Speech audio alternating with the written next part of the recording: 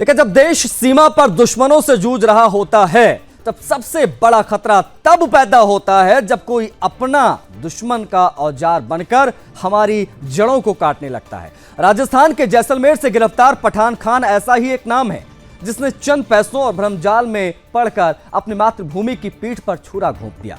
इस गिरफ्तारी ने न केवल भारत की सुरक्षा एजेंसियों की सतर्कता को साबित किया बल्कि इस बात की गवाही भी दी है कि पाकिस्तान अब युद्ध के मैदान से ज्यादा साइबर और मानसिक युद्ध के हथकंडे अपना रहा है। और दुर्भाग्यपूर्ण है कि उसे हमारे ही बीच में रह रहे कुछ चेहरे मिल रहे हैं जो लालच, कट्टरता या विचारधारा के जहर में डूबे हुए हैं। पठान खान को भारतीय खुफिया एजेंसियों ने 28 मार्च 2025 को संदेह के आधार पर हिरासत में लिया था। शुरुआती पूछताछ में ही उसकी गतिविधियां संदिग्ध पाई गई थी। इसके बाद उसे जयपुर लेकर आया गया, जहां गहनता से पूछताछ के दौरान वो बार बार खुद को बचाने की कोशिश करता रहा, लेकिन जब तकनीकी साक्ष्य और डिजिटल सबूत उसके सामने रखे गए तो उसकी देशद्रोही की कहानी खुलकर सामने आ गई।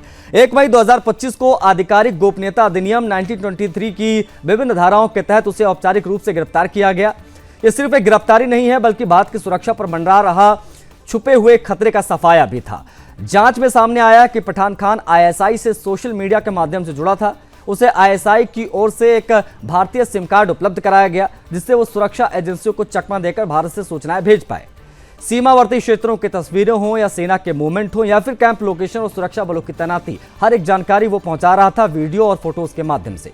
इस बात में कोई शक नहीं है कि यदि समय रहते उसे पकड़ा ना गया होता तो वो देश के रक्षात्मक ढांचे का और ज्यादा बंटाढार कर सकता था, गंभीर नुकसान पहुंचा सकता था। खुफिया रिपोर्ट्स के मुताबिक पठान खान 2019 में पाकिस्तान गया था, जहां उसके कई रिश्तेदार भी रहते हैं। माना जा रहा है कि वहीं वो आईएसआई के संपर्क में आया और फिर शुरू हुई उसकी देश के खिलाफ गद्दारी की राह। यह कोई तत्कालिक घटना नहीं है, यह वर्षों से चली आ रही एक पूर्व नियोजित देशद्रोही योजना थी।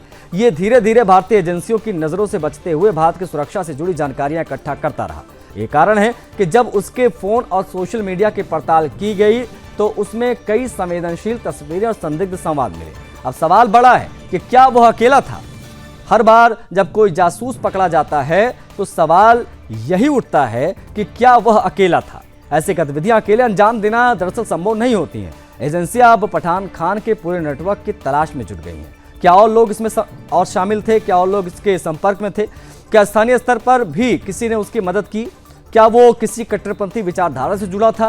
क्या वो किसी बड़ी साजिश का हिस्सा था? इस केस की गहराई में जाने पर बहुत सारी चीजें निकलकर सामने आ सकती हैं। पाकिस्तान की भारत विरोधी रणनीति को और अधिक उजागर ये तमाम जांच पड़ताल जो है वो कर सकता है। ये ध्यान देने वाली बात है कि पठान खान की गिरफ्तारी ठीक उसी समय के आसपास हुई है जब कश्मीर के पहलगाम में आतंकी हमला हुआ। क्या ये दोनों घटनाएं एक ही बड़ी साजिश का हिस्सा थी? क्या पाकिस्तान केवल आतंकवादियों के जरिए ही नहीं, जासूसों के जरिए भी दोहरी मार की योजना बना रहा था? ये एक बहुस्तरीय युद्ध का संकेत है जिसमें एक और आतंकवादी हमले हो रहे हैं और दूसरी ओर देश के भीतर से सूचनाएं रिसकर सीमा पार जा रही हैं। अब वो दौर नहीं रहा जब देशद्रोहियों को न्याय की लंबी प्रक्रिया का फायदा मिलता रहे। अब समय है ऐसे निंदनीय कार्रवाई के जो उदाहरण बने।